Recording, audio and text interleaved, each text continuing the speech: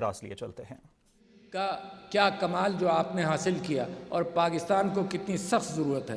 میں سمجھتا ہوں کہ سب سے بڑی آسانی یہ ہوگی، اور اس کے اوپر سب سے پہلے میں نے 2007 میں ہر جگہ ذکر کرتا ہوں اس بات کا کہ شنزن چائنا میں نے ایک ڈینٹل کانفرنس کے اندر یہ بات کہی کہ virtual education in the form اس وقت نیٹ اتنا کامیاب ہوتا جا رہا تھا، مگر اتنا نہیں ہوا تھا، مگر ریکارڈڈ پروگرامز کا زمانہ آ چکا تھا، اور میں لوگوں سے یہ اپیل کر رہا تھا دنیا کے کہ جو ورچولی ریکارڈڈ پروگرامز ہیں اگر یہ پاکستان کو آج مل جائے تو پاکستان کا تعلیم حاصل کرنے والا طبقہ کتنی تیزی سے ترقی کرے گا۔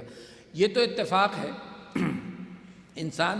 دیکھو دوسری چیز میں آپ کو بتانا چاہتا ہوں، اور میرا ایڈریس ان لوگوں سے جنہوں نے گریجویٹ کیا، کہ پھنس جاتے ہیں ہم اپنی باتوں کے اندر، اور جیسے جیسے بال سفید ہوتے ہیں اور وہ پھنسنے کی جو کیفیت ہے، روڈ بلاکس جو ذہنی روڈ بلاکس ہیں وہ بڑھتے چلے جاتے ہیں۔ ہم اپنے مزاج کو بدل نہیں سکتے، آنے والی دنیا جتنی تیزی سے ترقی کر رہی ہے اس کو سمجھ نہیں سکتے، اور مسلمانوں میں یہ کثر زیادہ رہی ہے۔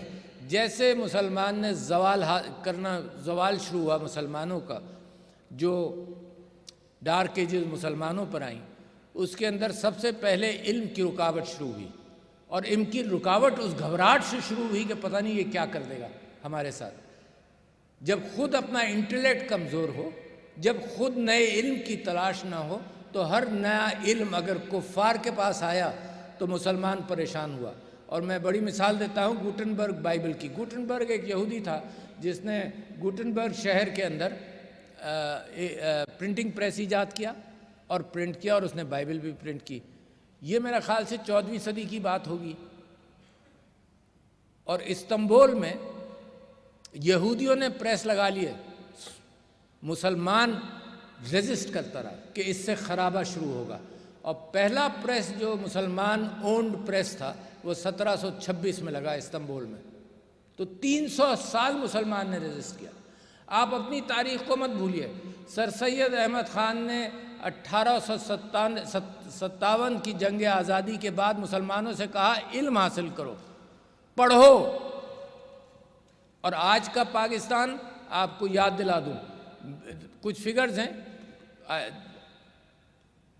100% of the children in India go to primary schools, 100%، اور ریجن کے اندر 98% سے کوئی کم نہیں ہے۔ 99 پر سری لنکا ہے، 98 پر بنگلہ دیش ہے شاید۔ پاکستان میں 68% children go to primary schools. میں کر کیا رہا ہوں، آپ کر کیا رہے ہیں اس ملک کے ساتھ؟ بغیر علم کے کوئی ملک ترقی کرتا ہے؟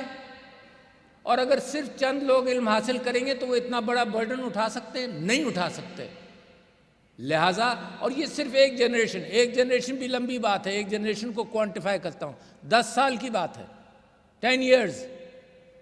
اگر آپ 10 ایئرز کے اندر علم کو اوپن کر دیں، علم لوگوں تک پہنچا دیں، آپ بھی ترقی کریں گے۔ یہ ریجن کے اندر یہی حال سب کا کامن تھا انٹل 1980s، ایون 90s۔ جن ممالک نے علم تک توجہ دی 25 سال کے اندر، 20 سال تک کے اندر وہ آپ سے آگے۔ پھر ہائر ایجوکیشن کے اوپر بھی آپ کو اسٹیٹسٹکس دے دوں۔ یہ سب کا صرف میرا غم نہیں ہے، میں اس غم کو اسٹیٹسٹکس کی بنیاد پر آپ سے شیئر کرنا چاہتا ہوں، کیونکہ جن لوگوں نے علم حاصل کر لیا وہ اینیکڈوٹل ایویڈنس نہیں بلکہ اسٹیٹسٹیکل فگرز پر توجہ دیتے ہیں۔ 9% of children like you, youngsters like you, جو FSC کر لیتے ہیں، وہ 9% ہائر ایجوکیشن میں جاتے ہیں، اور یہ ایک مینٹل بلاک ہے جس کی طرف میں بعد میں آؤں گا۔ 9% ہائر ایجوکیشن میں جاتے ہیں۔ ریجن کے فگرز کیا ہیں؟ all of them are above 22%۔ India, بنگلہ دیش، سری لنکا۔ ہم 9% پر چل رہے ہیں۔ 9 نہیں ہوگا، 10 ہوگا، 11 ہوگا۔ آپ کیسے سمجھتے ہیں آپ کا ملک؟ آپ مقابلہ کس سے کرنے نکلے ہیں؟ اور علم کے بغیر کر لیں گے؟ اللہ میاں کی کائنات کے اندر اللہ سبحانہ و تعالیٰ کا اصول ہے کہ یہ سب اس کی مخلوق ہیں، کفار بھی مسلمان بھی۔ اور اس کا اصول یہ ہے کہ کچھ وہ پریفرنس دے سکتا ہے مسلمان کو، مگر فقہا یہ کہتے تھے کہ نبیوں کی زندگی میں 1:7 ایک مسلمان 7 پر غالب ہو سکتا ہے نبیوں کی زندگی میں، اور اس کے بعد ایک مسلمان 3 پر غالب ہو سکتا ہے، اور وہی آپ دنیا میں دیکھتے ہیں۔ تو اللہ کا اپنا اصول ہے کائنات کا، آپ دعا کریں، دوا بھی کریں۔ اور دوا کے ساتھ میں نے آپ سے یہ کہا کہ جی only 9% of our FSC students go to higher education. کیوں نہیں جا پاتے؟ ایک تو یہ کہ یا ہم نے وہ رکھا ہوا ہے، تھینک یو، شکریہ، جزاک اللہ، ہم نے یہ رکھا ہوا ہے کہ جی ہم بڑے خوش ہوتے ہیں۔ یہ صرف سرکاری سیکٹرز کے اندر نہیں، اور سیکٹرز کے اندر بھی ہے، پرائیویٹ سیکٹر کے اندر نہیں ہے۔ اگر پرائیویٹ سیکٹر کا دکاندار یہ فخر سے بیان کرے کہ میری دکان کے باہر 1000 آدمی تھے اور میں نے صرف 100 آدمیوں کو گڈز دی، تو لوگ کہیں گے عجیب آدمی ہو یار، ہر روز یہی کہانی سناتے ہو، ہر سال یہی کہانی سناتے ہو، تم تو اپنے یہاں کی دکان کے اندر اپنی گڈز بڑھاؤ اور بیچو ساری کی ساری۔ پرائیویٹ سیکٹر میں کالجز اور یونیورسٹی سے میں پوچھتا ہوں کہ تمہارا کیا حال ہے، وہ کہتے ہیں جی آپ یہ دیکھیے کمال کی بات ہے کہ 100 اسٹوڈنٹس کی جگہیں خالی تھیں اور 5000 لوگوں نے اپلائی کیا۔ یار اس میرے ملک کے ساتھ کر کیا رہے ہو؟ اچھا جب برک اینڈ مارٹر یونیورسٹیز کو میں کہتا ہوں کہ تعداد بڑھاؤ، وہ کہتے ہیں 1 ارب روپے اور چاہیے، 2 ارب چاہیے، ہم اپنا انفراسٹرکچر بنائیں گے، ہم اپنے کلاس رومز بنائیں گے۔ تو جناب والا ورچوئل یونیورسٹی کو بڑھائیں۔ میں سمجھتا یہ ہوں کہ نو اسٹوڈنٹ، میرا خواب نو اسٹوڈنٹ اس پاکستان کے اندر، اس پاکستان کی آج کی کیفیت کے اندر، نو اسٹوڈنٹ جس نے FSC پاس کیا ہو آج آپ اس کو ریفیوز کریں education, no student in Pakistan. یہ ذمہ داری سرکار کی اور آپ کی اور ہونی چاہیے کہ تعلیم کو اتنا اوپن کریں، اس ملک کو ضرورت ہے۔ آپ 27,000 IT کے اندر مثال کے طور پر 27,000 بیچلرز پروڈیوس کرتے ہیں، 27,000، اور مقابلہ، جذباتی مقابلہ ہمارا ہندوستان سے ہے، وہ کتنے پروڈیوس کرتا ہے؟ 8 لاکھ۔ تو ذرا انٹروسپیکشن کریں کہ کن کی چیزوں کی ضرورت ہے۔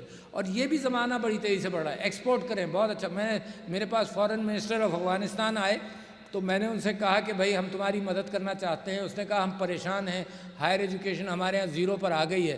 تو ہم نے انہی کے پاس بھیجا، علامہ اقبال کے پاس بھیجا اور ان کے پاس بھیجا کہ بھائی ان کو کم سے کم ان کے یہاں انٹرنیٹ نہیں ہوگا تو ٹیلی ویژن پروگرامز، ان کی ٹیلی ویژن اسٹیشنز کے ذریعے وہاں تعلیم کا بندوبست کریں۔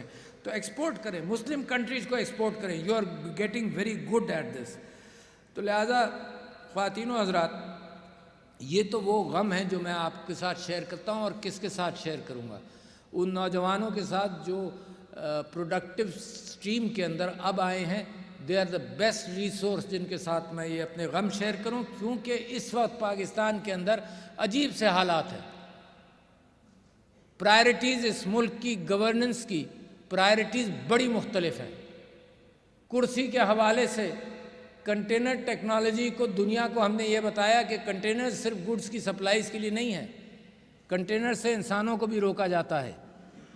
کم سے کم دنیا کو ہم نے نیا علم دیا۔ آج کل پرائرٹیز عجیب سی ہیں، ملک یعنی جیسے کشتی ڈوب رہی ہو اور لوگوں کو فکر اس بات کی نہیں ہے کہ کیا کیا جائے۔ مجھے بڑا افسوس کے ساتھ میں اپنا غم آپ کے سامنے، یہ ہر پاکستانی کا غم ہے، وہ امید اسی بات سے لگاتا ہے کہ یار واٹ از دا ایشو، آپس میں